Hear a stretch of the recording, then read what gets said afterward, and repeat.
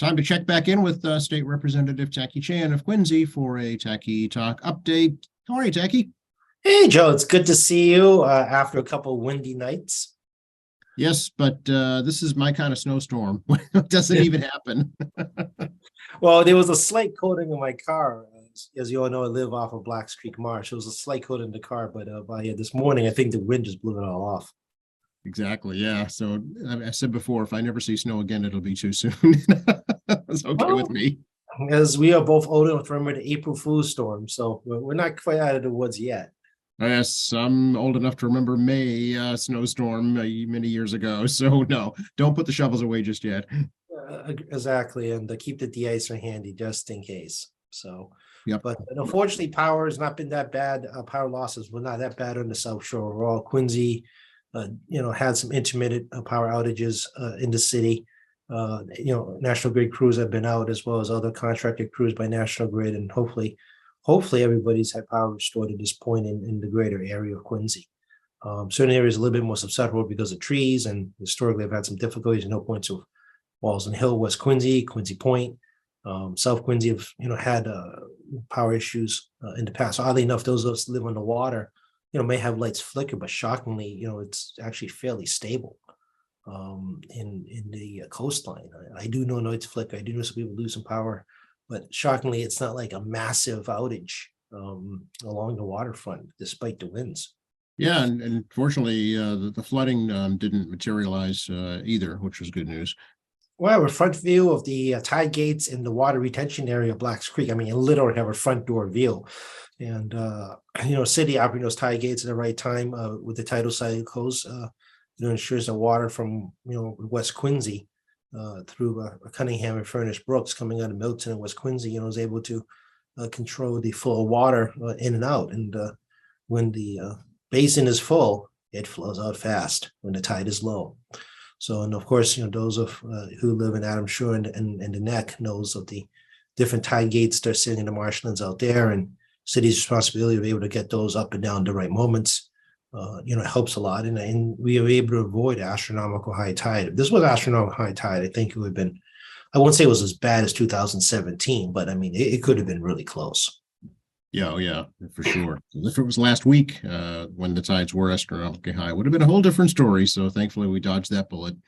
Absolutely. I mean, the living coast communities, the tide really does matter. And even you live up, up on a hill area, or even in the west side of the sea, those tides do matter regarding the ability to get water out of the system. And this includes Town Brook. Most people forget that Town Brook travels right into the Town Brook marshland area, right through Quincy Center, and all those culverts that were moved around like 3 different times in the last 10 years to do the Quincy downtown project.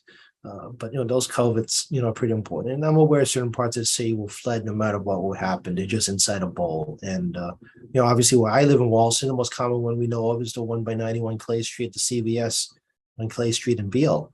That is the bowl. And Wallaston Station is also a bowl. It's not hard to figure out. You look at Wallaston Hill one side, it's flat on the other, and it swoops back up. Part of the Wallaston Station rebuild included better pump out of water and redesigned utilities in the surrounding area, so they have reduction of risk regarding flood damage to the electrical system. Well, will it be damaged? Sure. I mean, if you get to a 100-year storm, a catastrophic storm, I mean, nothing's going to stop a catastrophic storm. I'm sorry, folks. I mean, it's bad enough. Any infrastructure will fail. But I mean, in major 50-year storms, I think that Wallaston Station will hold up. Well, seeing as you brought up the tea, Tacky. I mean, the fact that you can't get anywhere quick on the T, it was bad before and worse now. Been hearing from folks. I've been hearing from folks. Yeah, no surprise that you all know at this stage that the MBTA has been subject to an enormous review regarding its safety record, as well as the lack of employees working there. I mean, filling 1,000 positions is not as easy as it sounds at the T. I remember the old days where your brother and your cousin kept calling a politician for a job at the T, and for some reason have 1,000-person vacancies. I mean, how has the world changed, right? But there are a lot of work being done on the T right now regarding replacement of the rail systems as well as the ties and some, unfortunate incidents regarding things like maintenance vehicles collapsing or crashing on the tracks, 4 in the morning, and you got the Milton railway station heavy equipment collapse. I mean, you can't make this stuff up. I mean, it all hits like it's like, bad luck in threes. I mean, in like 10 days, three bad things hit at once. So the MBTA, informs us that hopefully by, I know it's going to be off of the sound, hopefully by the beginning of April, a lot of this maintenance work will be complete and they'll run through the safety standards at night to ensure they can travel at their normal speeds. It's about 10 to 15 miles an hour in certain sections. If you're above ground, there is a speed limit. If I remember, it's been a long time, but I remember correctly, it's around 40 miles an hour above ground. That's right. Yeah. And I think below ground, it's about 20. Yeah. The below ground is really difficult because of the fact that those who ride a T know that it's not a straight line. It winds. And you try to do 40 miles on the ground and it winds, your train's going to just derail. So even at 10, 5, 10, 15, more like 10 and 5 on the ground, it is absolutely brutal on people. And, even though 20 doesn't sound that fast, comparatively speaking, it looks like lightning. Yeah, well, especially when you're traveling, relatively short distances when you think about it. So yeah, if they can get to where you're going to in a good amount of time at 20 miles per hour. Yeah, I mean, the speed really does matter. And you're right, it's a relatively short distance. You're talking from Walsall Station to downtown crossing, somewhere in the area of under 9 miles. Right. Yeah. So it is relatively short. Yeah. It was running at normal speeds, if there's no accidents, or no other, mishaps, you could be downtown relatively good pace. The biggest issue this time around seems to be a management issue with documentation of work that's already been done. So that just seems to be like a paperwork issue that fell through the cracks. Well, this is a reflection of the incompetency of the team management, going back to Deval Patrick and Mitt Romney. I mean, that I remember, presentations way back when where they're making recommendations in the T and PowerPoints. I know we don't do reports even in government, it's PowerPoints. It's ridiculous, by the way, they should do PowerPoints. But it's a reflection every time there's new management. They decide to scrap or start over or reevaluate every single thing going on, even stuff that's already moved past a design and engineering phase and put to halt. And documentation, that stuff's very problematic because the various management teams can't hold it together. And honestly, a lot of these management teams these days are not MBTA employees moving through the ranks. They're outsiders that come in. Some are legit, some are hacks. Let's call it what it is. And they just don't care. It's not a big part of their careers. And what we really need at MBTA, again, it's not new story. We need consistent leadership that will have people who are career folks that do this for a living and not somebody's bloody cousin that needs a job. And, I know for a fact Deval Patrick had one of those situations and they had to move that situation. I'm not Deval Patrick. Charlie Baker had one of those situations, had to move it out because I had a friend displaced over at economic development because they needed to move this guy out of the MBTA fast, and they replaced the Vietnamese guy with the white guy because they thought it'd be an easier target. So obviously move out the person of color. So, I mean, I'm fully aware of what goes on there. Most of you probably aren't aware about because, I have friends in government, regardless of political party affiliation. I have friends like everybody else everywhere in government. And, I do hear some of these stories, and some actually do impact people I've known for many, many years. But it's, a troublesome 30-something white guy goes out and eliminates, 60-year-old person of color, takes away that person's job because it was a nuisance at MBTA. Isn't this, the Department of Public Utilities is supposed to be the overseer agency, though, right? To maintain the standards. Yeah, for some reason, oddly, transportation issues has always been under DPU authority. Even back when there's old DTE, when I first started working here, it was telecom and energy as opposed to public utilities. And that includes towing rates and taxi rates and things like that. And Uber and Lyft stuff is under their review as well. And to be honest with you, again, this is a failure of the Baker administration to actually focus this. I also blame Deval Patrick. Let's go back in time. When they created this agency of economic development housing and put DPU underneath it, they basically, energy environment, DPU is an energy environment. They restructured that focus of the agency to be just about energy and energy issues and targeting renewable energy as opposed to holding utilities accountable and ratepayer safety. And I've never heard of a major crisis at that agency until recently. It is a refocus, going back from Deval Patrick, changing its mission statement. I don't buy this crap about DPU saying, oh, we don't have insufficient funding and all this stuff. They're ratepayer funded. They're not taxpayer funded. If they need money to do their job, there is ready money because taxpayers don't pay for it. Ratepayers, frankly, it's like 0.0001 cent on the dollar to a taxpayer to increase the funding. Ratepayer. I'm getting confused. Ratepayer to increase the funding on funding DPU facilities. So, I don't buy this argument because, the previous administration and the previous administration changed the focus of what DPU's purpose. Because prior to that, and I've been around too long now, there was no major crises regarding transportation review. I mean, people remember the Fenwar bus, and the DPU was over that, like cellophane. I mean, Shut them right down. Yeah. They were there, inspections moved in right away, and they, restructured the bus review system over DPU.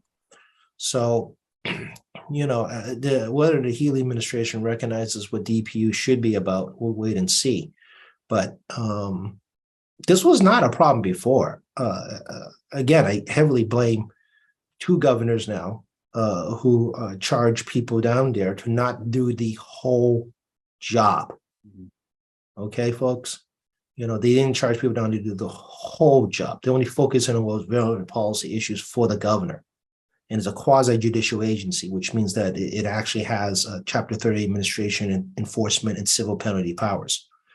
And I've always been taught as a matter of public policy, if you're a judicial agency, you should be left at some independence because you don't want to be influenced by political factors affecting the governor's public policy in order to further the interests of the governor. Yeah, it's kind of, the MWRA is a similar system, is it not? That's correct. MWRA is under the quasi system because of the fact that it does operate independently of taxpayers, and in that case, it also operates on its own bonding mechanism. It is not a judicial agency, unlike DPU, which is a judicial agency, because you don't think of it that way, but it really is because it's adjudicating cases between the utilities and AG's office, right? Yeah. The MBTA is not like that. Massport's another quasi agency, while the governor has appointments in the board of directors, which actually helps choose next CEO. It is pretty much independently funded from taxpayers, making most money on fees and rentals, and it has its own bonding component. The UMass system isn't quasi because the state is a huge financial investor in the higher education system, the state higher education system. But each individual school, has its own chancellor and provost, which are separate from the UMass president's office, and they have their own different board of trustees at each of the schools. So I find the UMass system a little peculiar because of the way the president's office is structured and their questionable ability to actually run individual campus. Each campus should be run independently of the president's office in many ways. That is one quirky one in terms of quasi-public. And obviously, MBTA is also quasi-public. It's an independent board of directors. I have absolutely no influence in who gets on that board. And they're taxpayer funded, but they're not taxpayer funded in a conventional manner because the taxpayer funding is automatic. It comes out of 1 penny, not a percentage, 1 penny of your sales tax.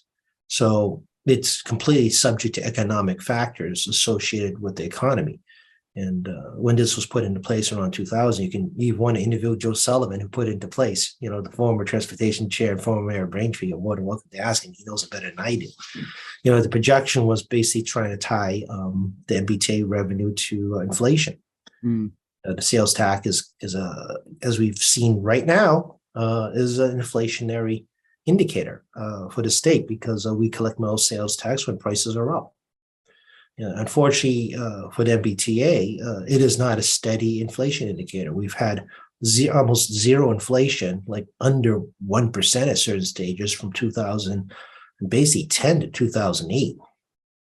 Or I'm sorry, not 2000, can't do dates today. 2010 to basically, right up to the last 2 years. Right. So 20 years, essentially. Yeah. Yeah. So I mean, the well past a decade plus, the MBTA has seen very little sales tax benefit because there's really almost no inflation. And you guys all know now that you have higher inflation, we collect more sales tax, and we're going to start to deflate. Everything looks like deflation. We can move into the next topic about recession coming, as well as people cutting back on spending on everything. Will impact MBTA, which is funded from sales tax. Also impacts the school building assistance program, which is also Mhm. funded from sales tax. Yeah. I mentioned the core 1.75% the cities and towns collect. So cities and towns actually have a pretty good indicator about the strength of the restaurant industry. And obviously we collect that as well. And that's actually, one of the way we know restaurants are doing all right, specifically on the municipal level. If their projections on shortfall, the 0.75% collection on meals tax from the city and town, we all know the strength of the restaurant industry based on the meals tax revenue system. Sure, makes perfect sense. Yeah, it's the numbers don't lie. They tell the story, and literally black and white.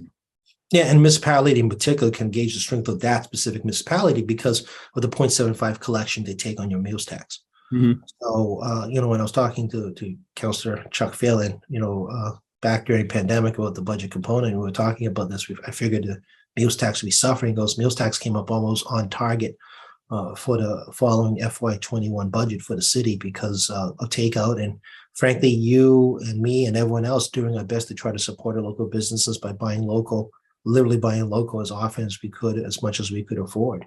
Yeah. A lot of folks pivoted, had a quick outdoor dining setups, used these delivery services. So yeah.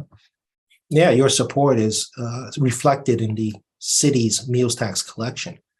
You have to talk to, I've not asked again, but I'm sure we next talk to the mayor, you can make an inquiry about the meals tax collection of the last cycle and going to the next cycle. And I will tell you, they're going to tell you it's pretty strong. So we're talking finances, Jackie. We should definitely talk about the banking situation that just developed over the past couple of days. I know last time you and I chatted, we had discussed savings rates going up because interest rates are going up. Now it seems to have had a negative effect, at least on these couple of banks. Yeah, I mean, you had essentially three banks. You had Silvergate, which is a crypto company bank. So they're another FTX-ish type bank where they use your crypto monies and treat it like a bank fund, but they're not really a bank either. They're not FDIC type bank. It's wacky. So basically, they use your crypto as collateral, or basically loan that money out, or try to make money on your crypto money, and then make money for the bank that way, and pay you your interest as part of the deal, which is kind of the FTX scam when they say, I'm going to take your, $2 million in crypto, and then I'm going to invest it, something, and I'm going to give you a cut of the action as a result, and I get the difference. Conventional banking is that you make a deposit, the bank uses your deposit to give on a loan, to be able to make money back, and you get a cut of the action in the loan. And as we discussed in the past already, interest rates going up, mortgage rates have gone up, lending rates go up, but your savings and checking account has not gone up because the bank is pocketing the difference, folks. It's not hard math. If you got a 7% mortgage and you're making 0.1% interest rate, where's the difference, right? And the other thing that's out there is that people forget banks aren't fully funded. And we talked about the pension system a lot, fully funding the pension system. So, my joke is always like, you watch the old Beverly Hillbillies. Maybe you remember that show if you're old enough. And Uncle Jed would continually go to the bank and ask to see his oil money. Right? He wants to physically see his money. And that's not a unreasonable request. I think all of us would like to see my cash, safely in a giant safe, knowing that cash is my cash. And obviously they can't show that because it doesn't exist in physical cash. It's all electronic and tallying on paper, so to speak. And they've already loaned that money out to another business so the banking money, and then also the customer can make some money off that interest rate. But nowadays you got things like Silicon Valley Bank, SVB Financial, and Signature is actually a crypto situation. But SVB is a kind of a niche bank targeting small business, healthcare in particular, technology in particular, startup. They basically demand that if you do venture capital through that bank, you have to be a depositor of the bank as well. You can't diversify deposits. Businesses that reach a certain size should diversify the deposits for two reasons. One is the FDIC $250,000 insurance. If you're a small enough business, definitely want to diversify for insurance purposes. And secondly, try to get the best interest rates based on the banks you are, so you can maximize your money at different locations. But SVB doesn't let that happen. They don't really put in contract, but basically tell you that if you want our help when you're financing your startup company, you better bank with us. So there isn't as seen by the papers, somewhere between 93 and 95% of all depositors are FDIC insured, which means that they're large business accounts. They're not predominantly small depositors like yourself or your neighbor who do not have $250,000 on hand to drop into a bank account. I mean, many of us wish we had that kind of luxury, but I don't, and neither do you most likely. I do not know. So what they did was that the SVB, of course, want to make money on their money. So again, they use your money to help start up other businesses, but they also heavily invest in long-term bonds prior to interest rate increase. So they were looking at bond rates of like 1% or less. And now we got bond rates, long-term bond rates, between 3.5 and 4 plus.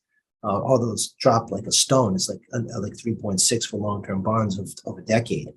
And as a result, once people started needing money because of inflationary costs, you got to make payroll, you got to pay your bills. They need money, and they're going to start withdrawing more. Well, the mismanagement of the bank is they never kept enough cash reserves for people to withdraw because of the inflationary period. When you do business, you need more money now to pay. Electric bills crazy, right? So you got to pay more. So that means you're going to dip more into your savings as these guys have cash reserves trying to keep up with their bills. Well, eventually you're going to withdraw more than you physically have in money.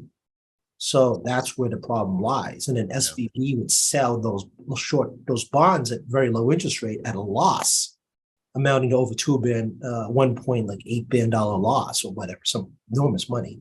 So now they have to do a capital raise, meaning they're going to have to sell common stock because this is a publicly traded bank. And even a private trade bank, Colonial Federal is a privately trading bank. It's my bank. They have private stock. Common stock, but in their case, they decided to do a massive stock sale of like over $2 billion, and that sent signals to capital venturists and other major depositors like, "What are you doing?" And then why would you do a capital raise if you didn't have any money? Because that's the point of a capital raise. And they did it publicly, and they basically told everybody we didn't have any money. They basically publicly announced it to their major depositors. It probably wasn't a press release that most big people didn't pick it up till later.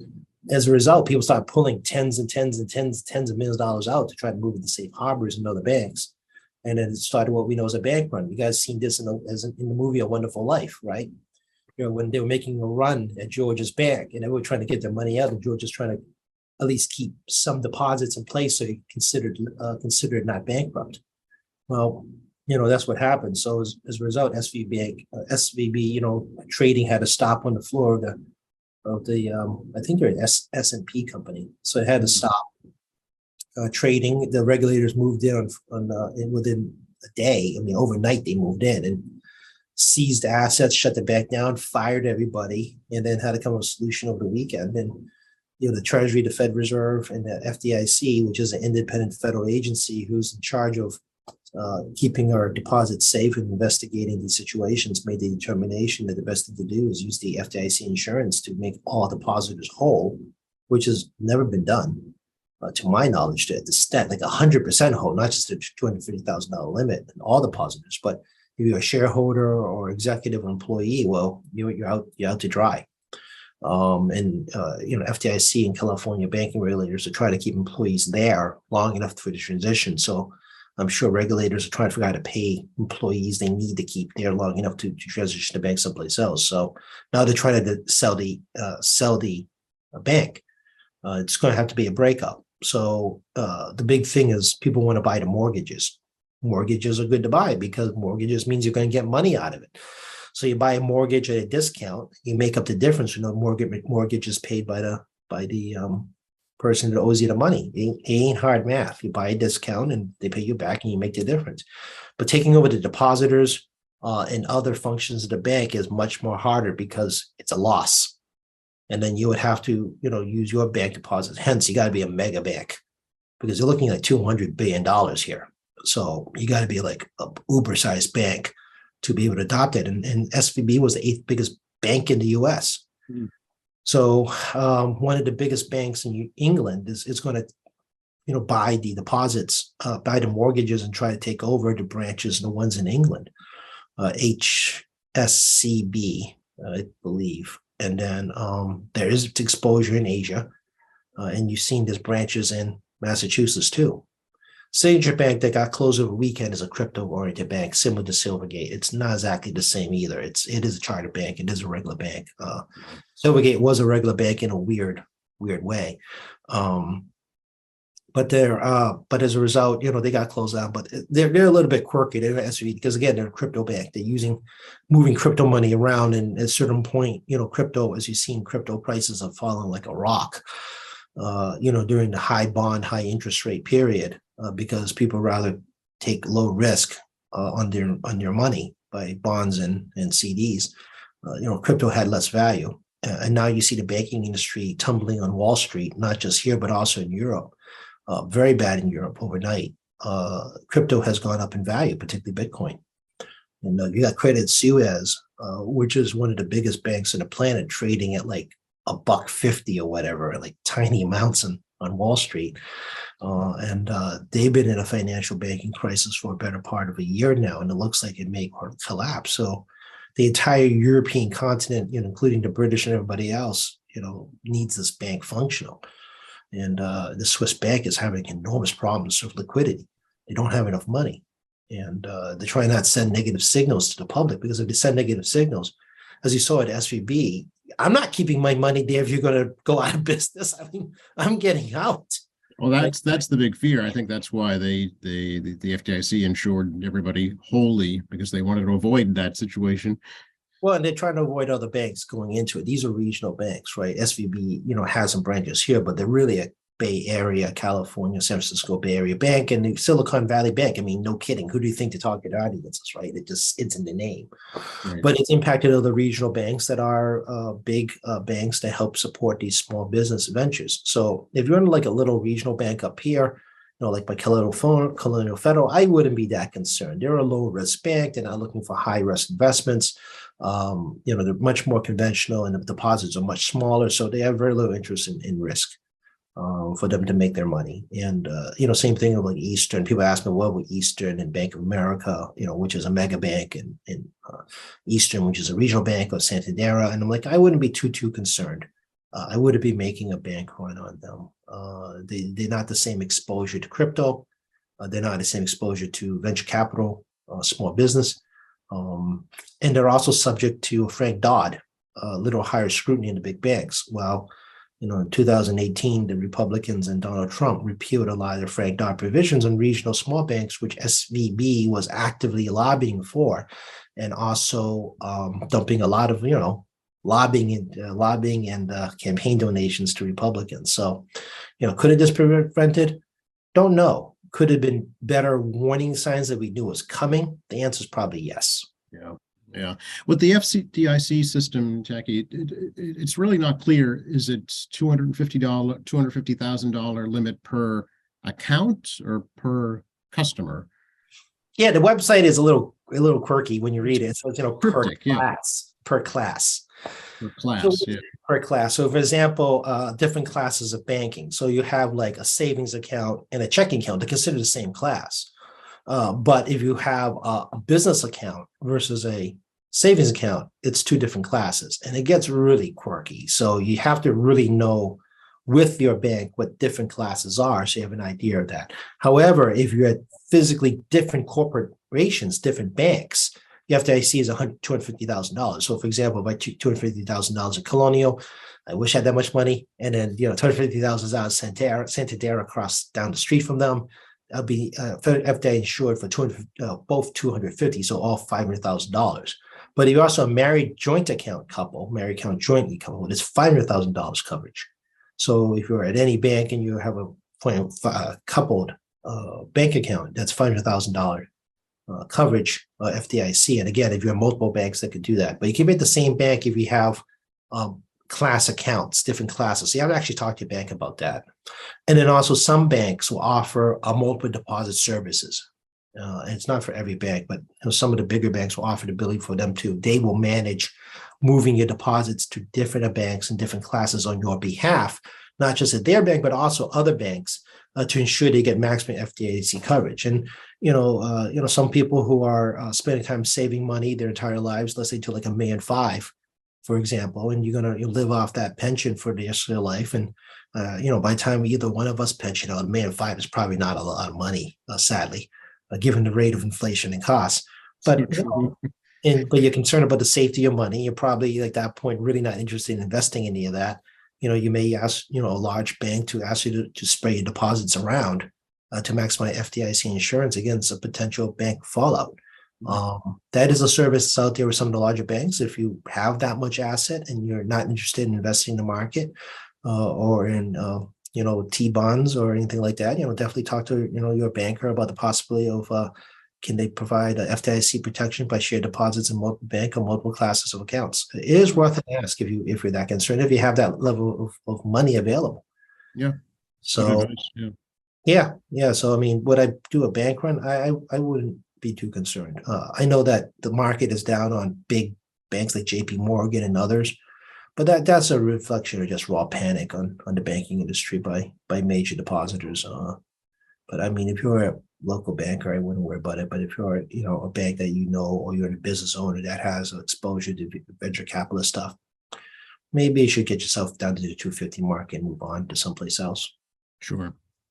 Let's talk a little bit about the governor just announced today, actually, the lifting of the COVID restrictions in coincidence with the federal government on May 11th.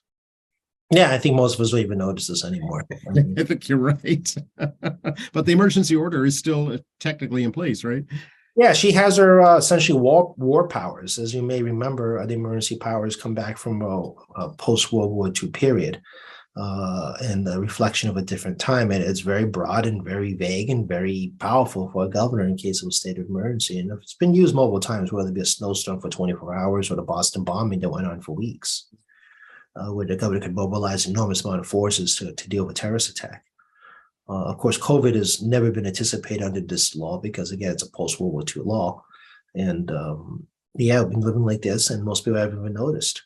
The only other mandate I think most people realize is really the healthcare mandate regarding going to hospitals, which those I have an immune-compromised mom. I take her to doctor's appointments regularly at Tufts Medical Center. And frankly, massive fight of me, especially inside a hospital where there's other people that are not well. And obviously you see me at events more often. My mom's going to a different treatment, so my caution level has got to considerably higher.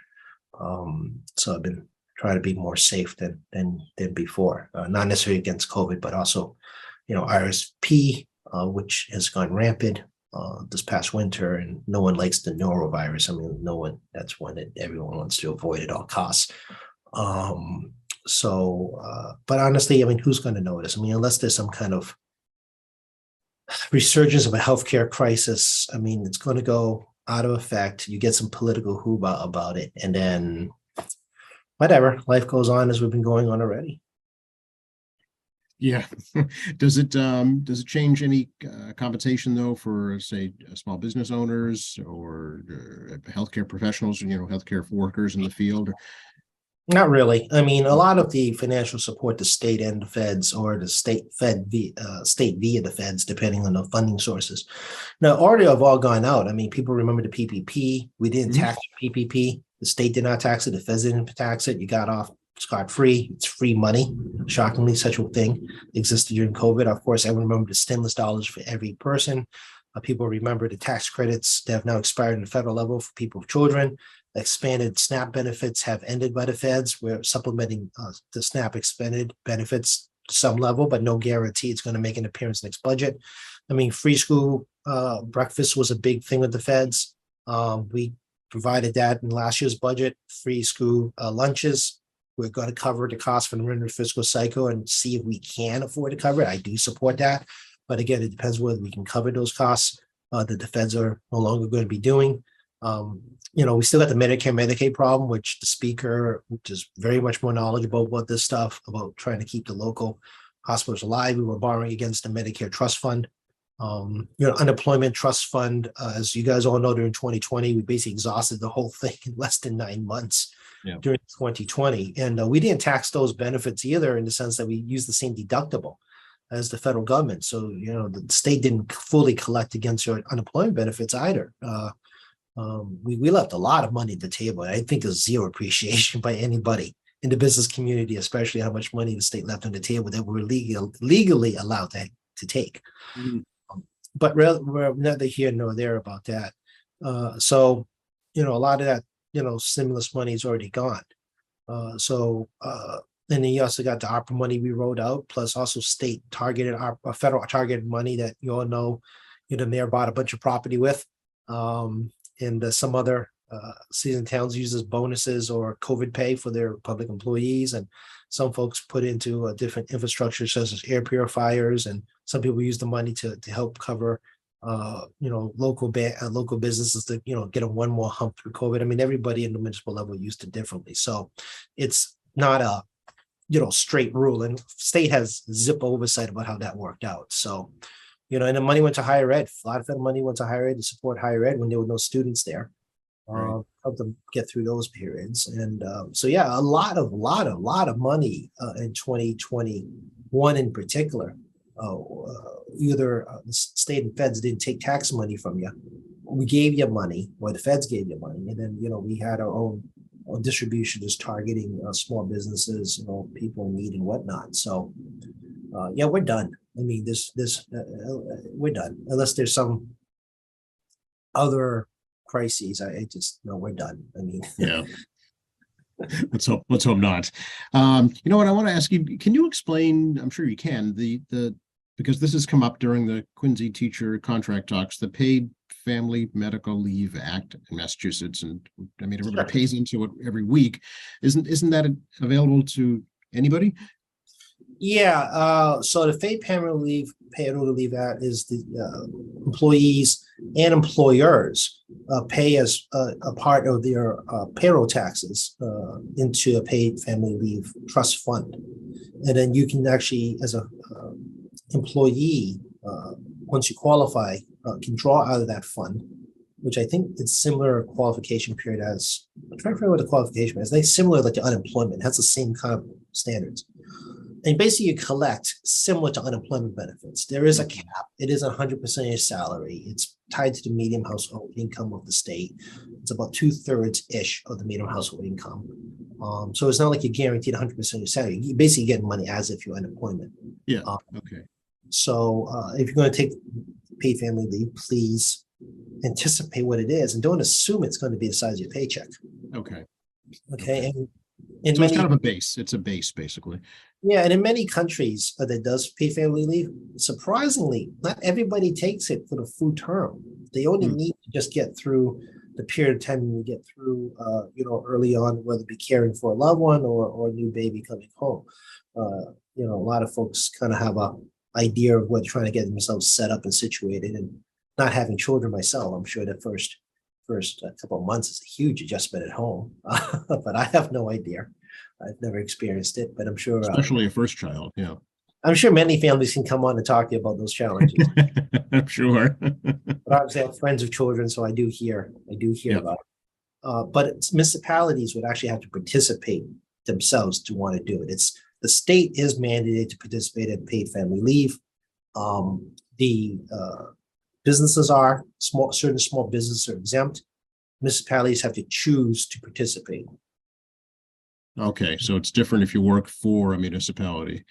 Yeah, I believe Boston has a paid family leave. I believe it's part of their collective bargaining contract. I believe. Okay. I need to double check this, but I believe municipalities, they have to adopt paid family leave, and the unions have been pushing for the municipalities to adopt a paid family leave program. Again, you still have employer and employee share costs. It isn't like it's a freebie. Okay, gotcha. Okay, thanks for explaining that. I appreciate that. Yeah, I'll double check that. If I'm wrong, we'll come back next week. Okay, that sounds good. Russia's crashing into drones, Tacky. Gotta love it when a general of the U.S. Army tells you you're incompetent. I love the position of the U.S. government. It's kind of like, well, it wasn't an attack. You're just not good at your job. We just don't know how to fly. Yeah, I mean, it's a worse insult than saying you're attacked. It's an interesting piece of diplomacy when you say that. We weren't attacked. You're just not good at your job.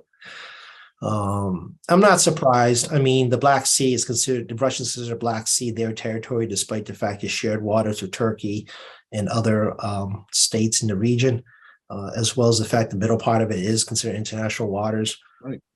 And it's not surprising U.S. drones. I think everyone knows drones exist, but they're also used for surveillance because as much as you have spy satellite, your spy satellite has to be in the right place, right time, all the time to see something. It's not like they're this massive, ability to telescopic view every single moment. So Right, it orbits the Earth, right? Yeah. exactly. So drone surveillance is not surprising with high-tech cameras and all that, and can get good pictures, miles and miles away. It's just this one was spotted by Russian jets and continued tension between Russia and literally everybody, it feels like.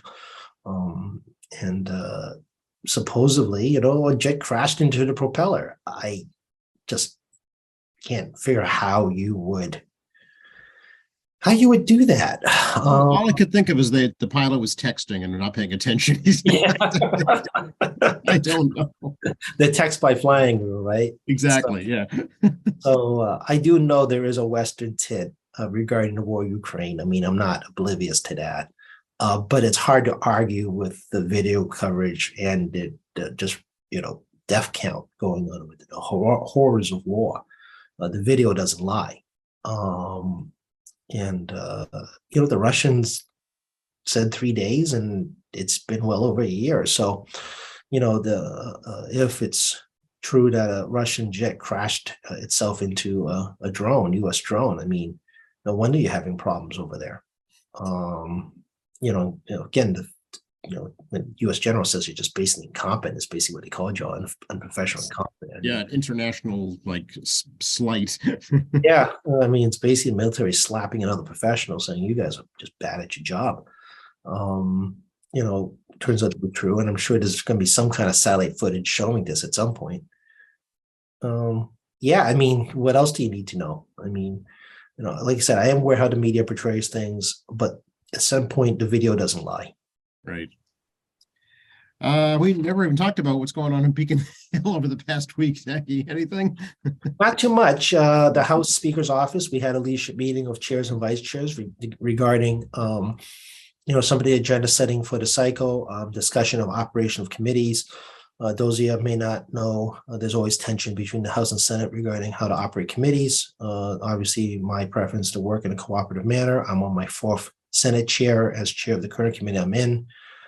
So as again, it's developing a relationship. My co-chair is Senator John Cronin from Fitchburg, who odd enough has Quincy ties. His mom's from Quincy, from North Quincy. Yeah, he knows North Quincy better than me. We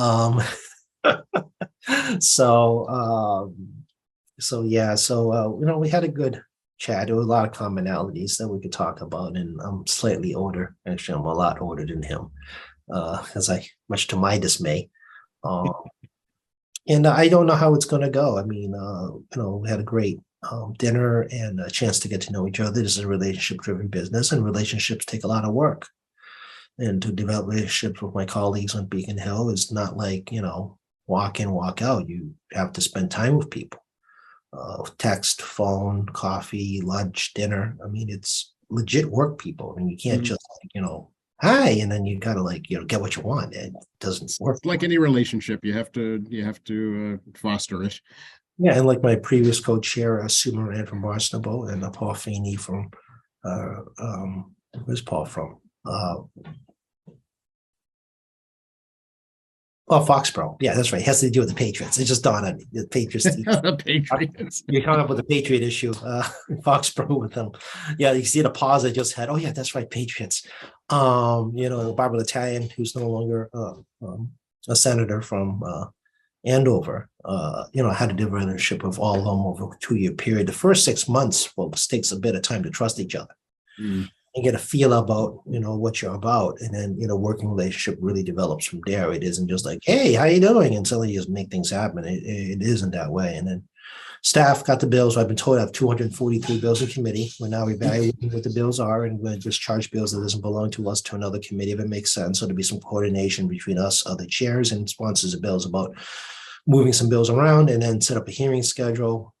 Staff and I have been discussing that, and we'll probably use the same schedule like last year, post Senate budget, and just run nonstop right through into the beginning of August and keep running through September to October and try to move bills out along the way. So I suspect there'll be another probably 10 plus bills coming in next 10 or so weeks that are late file bills. So yeah, I mean, so it's a pretty steep learning curve for my co-chair in the sense that he was never on the committee before, so he's first time at it.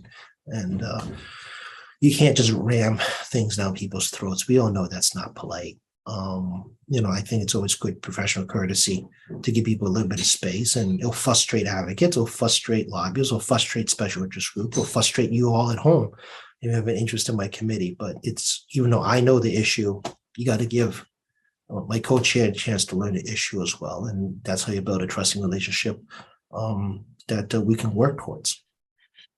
So are you going to the St. Patrick's Day breakfast, Tacky, in South Boston? Nope. I've done maybe like 4 of those. I think I got text messages of people seeing me on TV every so often because I had to fill seats to the table for the purpose of television. So once the day goes along and other people leave, they just start throwing people in the seats to keep the optics going. Right. It can be a lot of fun, but I think most of you agree that if you watch this a long time, the Bolger days were probably the best. That's what we all remember, is him singing away. Yes.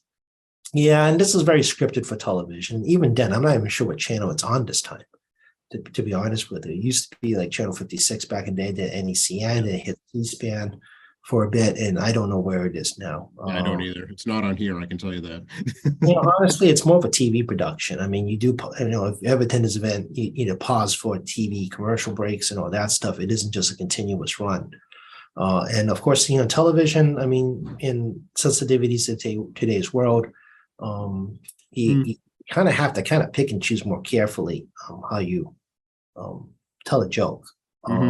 And unfortunately, some folks are not exactly designed for your feelings. I mean, you got to have understand the humor in it, and I think that's also very risky for elected officials to do. No, it's not like a small pride event that we used to have in Quincy. We're not doing it this year, but I think Dedham is still going on.